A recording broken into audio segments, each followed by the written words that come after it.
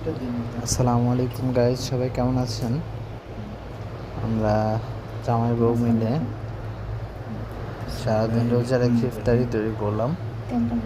তো এখানে আমরা পেঁয়াজও ভাজতেছি, দেখাচ্ছে। তারপর হচ্ছে আমরা পেঁয়াজগুলো ভাজবো যতক্ষণ না মচমচে হয়ে যায়।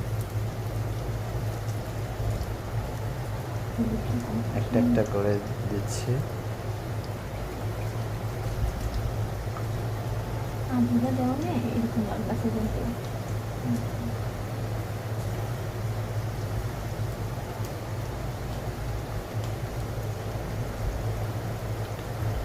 তো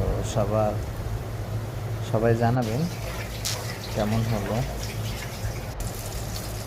এখন আমরা আলুর চপ ভাজতেছি।